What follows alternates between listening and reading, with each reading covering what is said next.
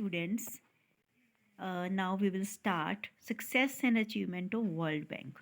World bank topic already हम अपनी पुरानी वीडियो में डिस्कस कर रहे थे, तो ऑलमोस्ट ये लास्ट टॉपिक है कि वर्ल्ड बैंक कितना सक्सेसफुल हुआ है अपने ऑब्जेक्टिव को अचीव करने में, क्या क्या उसकी अचीवमेंट है। तो first point is increase in capital. Bank ने अपनी कैपिटल को काफ़ी हद तक इंक्रीज़ किया है। इसने अपनी कैपिटल को जब ये इस्टेब्लिश हुआ था उसका नियर अबाउट 19 टाइम्स अपनी कैपिटल को इंक्रीज़ किया है। इसने अपनी सिक्योरिटी को सेल करके अपने रिसोर्सेज को बढ़ाया है। तो क्योंकि रिसोर्सेज बड़े हैं तो बैंक की जो लोन देने की कैपेसिटी है वो भी इंक्रीज़ हुई है। सेकेंड जो पॉइंट है अचीवमेंट का, that is due attention to developed and underdeveloped countries. इसने जो लोन प्रोवाइड करे हैं डेवलप्ड और अंडर डेवलप्ड कंट्री को, तो पूरी इक्विटी के साथ करे हैं, पूरे मतलब किसी भी तरह की बायसनेस नहीं थी। टोटल लोन जो वर्ल्ड बैंक ने प्रोवाइड किया है, नियर अबाउट 70% जो लोन है वो एशिया, अफ्रीका और जो बाकी की जो अंडर डेवलप्ड कंट्रीज़ हैं उनको प्रोवाइड किया है ताकि उनका इकोनॉमिक डेवलपमेंट पॉसिबल हो सके। इसके अलावा इसने लार्ज अमाउंट के जो लोन हैं वो डेवलप्ड कंट्रीज़ को प्रोवाइड किए हैं। Loan for productive purposes, world Bank ने जो लोन दिया है वो प्रोडक्टिव पर्पसेस के लिए दिया है अपने मेंबर नेशन को। बैंक ने ट्रांसपोर्टेशन वगैरह मतलब जो भी इंफ्रास्ट्रक्चर हैं उनको डेवलप करने के लिए लोन प्रोवाइड किया है, जैसे रेलवेज़, रोड, पावर जनरेशन है। इसका बेसिक रीज़न क्या था कि अगर किसी भी इकोनॉमी को डेवलप करना है तो इन इंफ्रास्ट्रक्चर फैसिलिटीज़ की इन इंफ्रास्ट्रक्चर को डेवलप करने की ज़रूरत होती है। अगर इंफ्रास्ट्रक्चर की ये बेसिक रिक्वायरमेंट्स को ही पूरा नहीं कर पाएंगे हम, तो उस केस में क्या होगा, कोई भी जो अंडर डेवलप्ड कंट्रीज़ हैं वो डेवलप हो ही नहीं पाएगी। तो ये जो बड़े बड़े प्रोजेक्ट होते हैं इनके लिए बहुत ज़्यादा कैपिटल की रिक्वायरमेंट होती है, जो कि अंडर डेवलप्ड कंट्रीज़ अपने खुद के सोर्सेज से उसको पूरा नहीं कर पाती हैं। तो बिना वर्ल्ड बैंक की हेल्प के वो अपने प्रोग्राम को आगे कंटिन्यू नहीं कर सकती है, तो इसके लिए वर्ल्ड बैंक उनको लोन प्रोवाइड करता है। नेक्स्ट आता है टेक्निकल असिस्टेंस। तो जो वर्ल्ड बैंक है उसने टेक्निकल असिस्टेंस भी अपने जो अंडर डेवलप्ड कंट्रीज़ हैं उनको प्रोवाइड की हैं, जैसे एक्सपर्ट्स की गाइडेंस उनको दी है, प्रोफेशनल्स की गाइडेंस उनको दी है। काफ़ी कंट्रीज़ के जो ऑफिशियल्स होते हैं उनको वर्ल्ड बैंक के एक्सपर्ट्स से डिफरेंट प्रॉब्लम को सोल्व करने के लिए गाइडेंस मिलती रहती है टाइम टू टाइम, और इससे वो अपनी इकोनॉमिक प्लान भी बना सकते हैं। थर्ड विंडो स्कीम, जो वर्ल्ड बैंक लोन प्रोवाइड करता है और जो IDA इंटरनेशनल डेवलपमेंट एसोसिएशन जो लोन प्रोवाइड करती हैं अंडर डेवलप्ड कंट्रीज़ को, वो इनएडिक्वेट थे। और इस डेफिशिएंसी को बीट आउट करने के लिए दोनों इंस्टीट्यूशन ने जॉइंटली एक थर्ड विंडो को फाइंड आउट किया। ये विंडो करती क्या है, ये डेवलपिंग कंट्रीज़ को बहुत कम रेट पर लोन प्रोवाइड करती हैं, इंस्ट्रूमेंटल लोन प्रोवाइड करती हैं। तो विंडो जो होती है ये लोन अलग अलग कंट्रीज़ में ये अवेलेबल होती है जहाँ से मनी बोरो किया जा सकता है।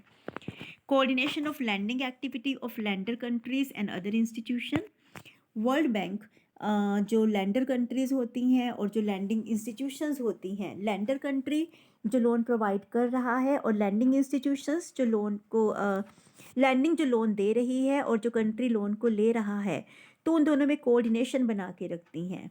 वर्ल्ड बैंक उनकी मीटिंग करवाता है और उनको अलग अलग अंडर डेवलप्ड कंट्रीज़ में लोन भी प्रोवाइड करता है। Settlement of dispute among nation, world bank का काम क्या होता है, ये बहुत ज़्यादा सक्सेसफुल हुआ है कि जो आपस में नेशंस में जो डिस्प्यूट्स वगैरह अराइज होते हैं तो उनको सॉर्ट आउट करने में भी वर्ल्ड बैंक का कंट्रीब्यूशन काफ़ी ज़्यादा रहा है। फाइट अगेंस्ट पॉवर्टी, लोन देकर वर्ल्ड बैंक क्या करता है, लोन प्रोवाइड करता है, एडवाइस देता है, टेक्नोलॉजिकल असिस्टेंस प्रोवाइड करता है, सपोर्ट प्रोवाइड करता है। तो वर्ल्ड बैंक कई तरह के प्रोग्राम चलाता है जिससे पॉवर्टी को कम किया जा सके और लोगों के स्टैंडर्ड ऑफ लिविंग को इम्प्रूव किया जा सके। जो मेन रीज़न होता है फाइट का, लड़ने का जो मेन रीज़न होता है वो पॉवर्टी ही होती है। तो इससे क्या है कि वर्ल्ड बैंक लोन प्रोवाइड करता है और वर्ल्ड बैंक ने इसके लिए 1997 में एक अलग से डिपार्टमेंट भी एस्टैब्लिश किया है जिसका नाम डिपार्टमेंट ऑफ पॉवर्टी रिडक्शन, कि जिसका मेन मोटिव ही क्या है, पॉवर्टी को कम करना है। Agriculture and rural development, agriculture को प्रमोट करने के लिए, रूरल डेवलपमेंट करने के लिए वर्ल्ड बैंक ने international fund for agricultural development इसको सेटअप किया है। इस फंड में से जो पुअर नेशन है उनको बेसिकली एग्रीकल्चरल पर्पस के लिए लोन प्रोवाइड किया जाता है। नेक्स्ट आता है ट्रेनिंग।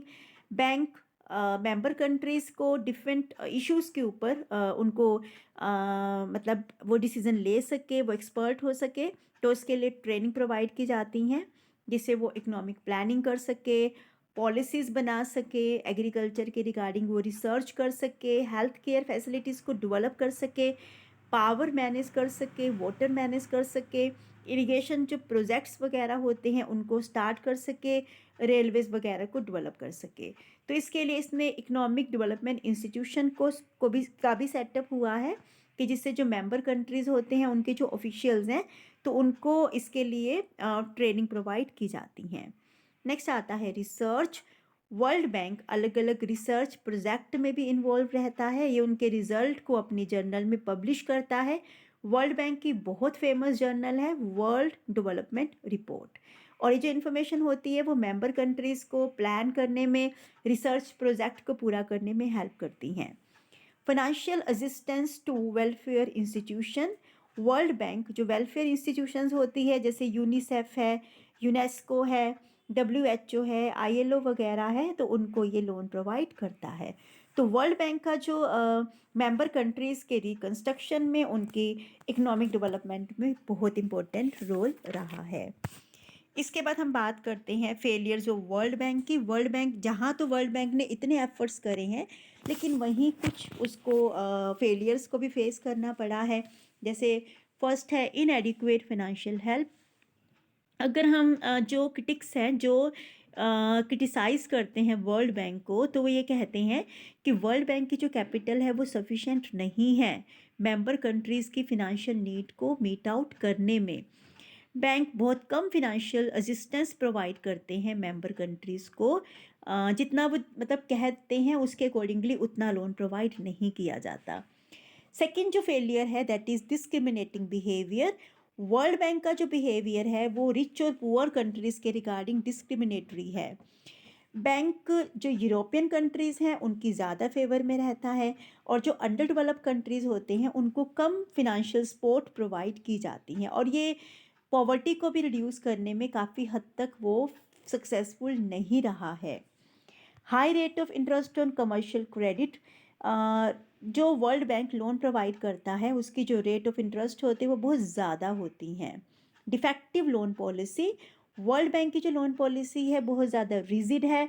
एक तो इसमें जो टाइम होता है, लोन जो मिलने का टाइम होता है मेंबर नेशन के लिए वो काफ़ी लेंदी होता है, और बैंक इसके लिए जो बोरोविंग कंट्री है उसके उसके मतलब वो देखता है कि उनकी रीपेइंग कैपेसिटी कितनी है, और इसके लिए कोई प्रॉपर पॉलिसी नहीं बनाई गई है।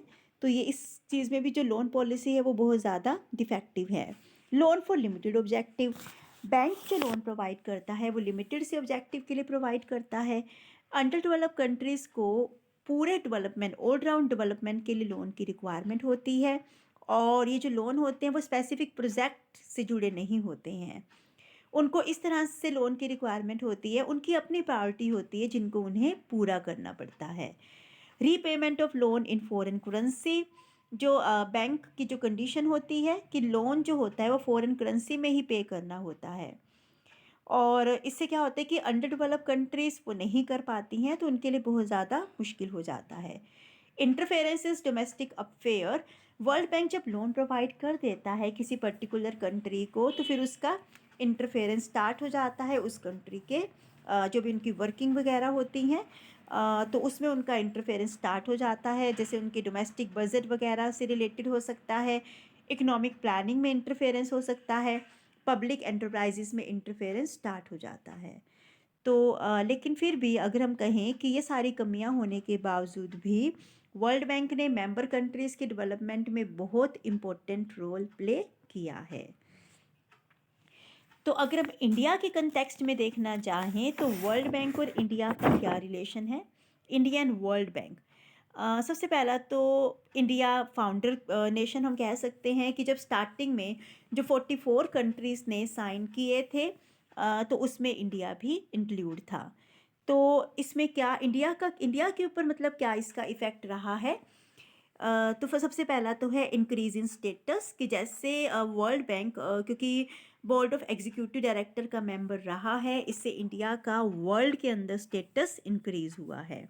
लोन, इंडिया को वर्ल्ड बैंक से काफ़ी ज़्यादा लोन मिले हैं। वर्ल्ड बैंक ने काफ़ी प्रोजेक्ट्स के लिए इंडिया को लोन प्रोवाइड किया है, जैसे रेलवेज, पोर्ट वगैरह के डेवलपमेंट के लिए, थर्मल पावर प्रोजेक्ट है, टाटा आयरन स्टील कंपनी है, मतलब बहुत सारे ऐसे प्रोजेक्ट हैं जिनके लिए वर्ल्ड बैंक ने इंडिया को लोन प्रोवाइड किया है। तो थोड़ा सा ये हमारे सामने ये गिवन है कुछ इन्फॉर्मेशन कि कितना कितना लोन दिया है, आईबीआरडी ने कितना दिया, आईडीए ने कितना दिया, कितना लोन प्रोवाइड किया गया है। इंडिया के अंदर जो एक्टिव प्रोजेक्ट है उनमें वर्ल्ड बैंक का कितना कंट्रीब्यूशन है। एयर इंडिया क्लब और इंडिया डेवलपमेंट फोरम, 1950 में एक एयर इंडिया क्लब जो था इसकी फॉर्मेशन हुई थी, और ये वर्ल्ड बैंक की एफर्ट से इसकी फॉर्मेशन हुई थी। उसका बेसिक मोटिव क्या था कि इंडिया को फिनेंशियल असिस्टेंस और फॉरेन करेंसी प्रोवाइड करना था। इसके जितने भी मेंबर कंट्रीज थे like America, England, Japan, Germany, Canada वगैरह, तो इसमें इंडिया को भी काफ़ी सपोर्ट करने के लिए उन्होंने हेल्प की, और इसका नेम क्या रखा गया? India development forum. तो ये क्या करता था? इंडिया की डेवलपमेंट के लिए लोन प्रोवाइड करता था। मीडिएशन इन इंडो पाक रिवर वाटर डिस्प्यूट, पानी के शेयरिंग के रिगार्डिंग जो इंडिया और पाकिस्तान के बीच में डिस्प्यूट चला, तो उसके भी उस प्रॉब्लम को सॉर्ट आउट करने के लिए वर्ल्ड बैंक एक मीडिएटर की तरह सामने आया। तो दोनों कंट्रीज़ में एक नेगोशिएशंस हुए और उनके जो डिस्प्यूट्स थे उसको ख़त्म किया गया।